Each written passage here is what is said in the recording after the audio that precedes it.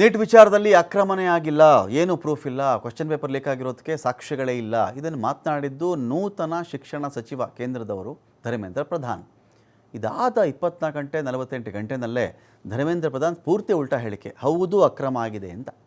ಈಗ ಧರ್ಮೇಂದ್ರ ಪ್ರಧಾನ್ ಅವರೇ ಒಪ್ಕೊಂಡಿದ್ದಾರೆ ನೀಟಲ್ಲಿ ಅಕ್ರಮ ಆಗಿದೆ ಅಂಥೇಳಿ ಕೇಂದ್ರ ಶಿಕ್ಷಣ ಸಚಿವರ ವಿರುದ್ಧವಾಗಿ DCM DK ಶಿವಕುಮಾರ್ ವಾಗ್ದಾಳಿ ಮಾಡಿದ್ದಾರೆ. ನೀಟ್ ಪರೀಕ್ಷೆ ಅಕ್ರಮವನ್ನು ಮುಚ್ಚಿಡೋದಕ್ಕೆ ನೋಡ್ತಾ ಇದ್ದಾರೆ ಇವರು. ಅಕ್ರಮ ಇಲ್ಲದಂತೆ ಮತ್ತೆ ನೀಟ್ ಪರೀಕ್ಷೆಯನ್ನು ಮಾಡಬೇಕಾಗತ್ತೆ. ತಮಿಳುನಾಡಂತೆ ನಾವು ಮಾಡಬೇಕಿಲ್ಲಿ, ನಮ್ಮ ಮಕ್ಕಳಿಗೆ ಮೊದಲ ಸೀಟ್ ಸಿಗಬೇಕು. ಈ ಮಾತು ಯಾಕೆ ಬಂದಿದೆ ಅಂತ ಹೇಳಿದ್ರೆ, ನೋಡಿ, ನಮ್ಮ ಮಕ್ಕಳಿಗೆ ಮೊದಲ ಸೀಟ್ ಸಿಗ್ತಾ ಇಲ್ಲ ಇಲ್ಲಿ, ಇದು ವಾಸ್ತವ. ಯಾಕೆ ಅಂತ ಹೇಳಿದ್ರೆ, ಈ ನೀಟಲ್ಲಿ ಯಾರು ನಿದ್ರೆ ಮಾಡ್ತಿದ್ರೋ, ಯಾರು ಎಚ್ಚರದಿಂದ ಇದ್ದರೋ, ಯಾರು ಪ್ರಜ್ಞಾಹೀನರಾಗಿದ್ದರೋ ಗೊತ್ತಿಲ್ಲ. ಈ ಕೋಟಿಗೆ 1000 ಸೀಟ್ ಅಂತ ಮಾಡಿಬಿಟ್ಟಿದ್ದಾರೆ. ಕೋಟಿ ಜನಸಂಖ್ಯೆಗೆ 1000 ಸೀಟ್, ಕೋಟಿ ರೂಪಾಯಿಗಲ್ಲ. ಕೋಟಿ ಜನಸಂಖ್ಯೆ ಒಂದು ರಾಜ್ಯದಲ್ಲಿದ್ದರೆ ಅದಕ್ಕೊಂದು 1000 ಸೀಟು, 2 ಕೋಟಿ ಇದ್ದರೆ 2000 ಸೀಟು, 6 ಕೋಟಿ ಇದ್ದರೆ 6000 ಸೀಟು.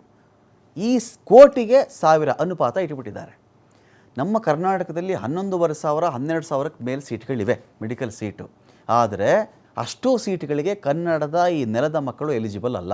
ತಮಿಳುನಾಡು ಸ್ವಲ್ಪ ಆಸುಪಾಸುನೇ ಬರುತ್ತೆ, ಅದೇ ಥರ ಕೇರಳ, ಅದೇ ಥರ ಆಂಧ್ರ, ಅದೇ ಥರ ತೆಲಂಗಾಣ.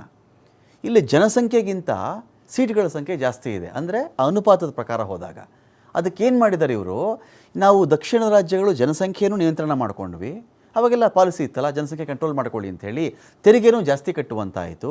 ತೆರಿಗೆ ಪಾಲು ನಮಗೆ ಕಡಿಮೆ ಆಯಿತು ದಕ್ಷಿಣದವ್ರಿಗೆ. ಉತ್ತರದಲ್ಲಿ ಜನಸಂಖ್ಯೆ ಜಾಸ್ತಿ ಇದೆ, ಅಲ್ಲಿ ಸಾಕಕ್ಕೆ ಜಾಸ್ತಿ ಬೇಕು ಅಂತ ನಮ್ಮ ತೆರಿಗೆ ಕಿತ್ಕೊಂಡ್ರು.